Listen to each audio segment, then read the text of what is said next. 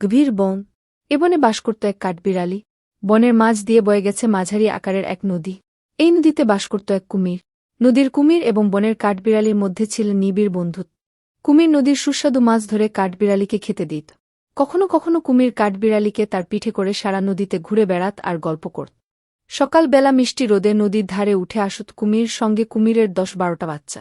ঠিক সেই সময় হাজির হতো কাঠবিড়ালি ও তার বাচ্চারা। সকলে মিলে জাম্পেশ আড্ডা জমে উঠ। নদীর রাজা কুমিরের সাথে বনের একটা পুচকা কাঠবিড়ালির এমন সৌহার্দ্য সম্পর্ক দেখে বনের অন্য প্রাণীদের হিংসা হতো। একদিন সকালবেলা নদীর ধারে কুমিরের বাচ্চা রোদ পোহাচ্ছিল। এমন সময় এক দুষ্টু শিয়াল কুমিরছানার ওপর ঝাঁপিয়ে পড়ল। কাঠবিড়ালি তালগাছের ওপর শুয়ে ঘুমাচ্ছিল। কুমিরছানার চিৎকারে কাঠবিড়ালির ঘুম ভেঙে গেল। কাঠবিড়ালি পাকা তাল নিক্ষেপ করল শিয়ালের মাথায়। পাকা তালের আঘাতে দুষ্টু শিয়াল সেখানেই মারা গেল। এ ঘটনার পর কুমির কাঠবিড়ালির কাছে কৃতজ্ঞতা প্রকাশ করল। একদিন পরন্ত বিকেলে কাঠবিড়ালি আর কুমির নদীর ধারে বসে গল্প করছিল। কুমির বল, খুব খিদে পেয়েছে বন্ধু। আমাকে যেতে হবে। কিছু মাছ ধরতে হবে। তারপর খেয়ে ক্ষুধা নিবারণ করতে হবে। কাঠবিড়ালি বল, বন্ধু তুমি চিন্তা করো না। এই বলে সে এক লাফে আপেল গাছে উঠে গেল। পাকা পাকা আপেল এনে কুমিরকে বল, বন্ধু এই নাও ফল। খেয়ে ক্ষুধা নিবারণ করো। কুমির বল, আমি নদী সমুদ্রের বড় বড় মাছ খেয়ে অভ্যস্ত। বনের এসব ফল কি ভালো লাগবে? কাঠবিড়ালি বল, খেয়েই দেখো না।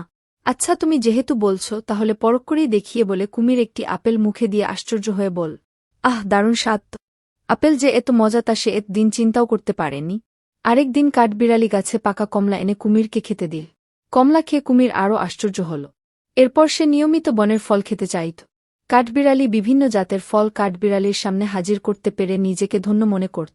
ভিন্ন ভিন্ন স্বাদের ফল খেয়ে কুমির ভাবল, এ বনে কত জাতের পাকা ফল পড়ে থাকতে দেখেছি, কিন্তু ফলে যে এত স্বাদ তা তো কল্পনাও করতে পারিনি।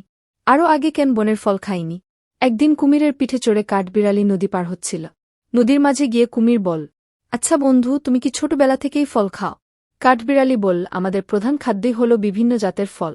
কুমির সিদ্ধান্ত নীল আজই সে কাঠবিড়ালির কলিজাটা টেনে খাবে। হঠাৎ কুমির পানির নিচে যেতে লাগল। কাঠবিড়ালি বল, বন্ধু তুমি পানির নিচে যাচ্ছ কেন? কুমির বল, বন্ধু আমাকে মাফ করে দিও।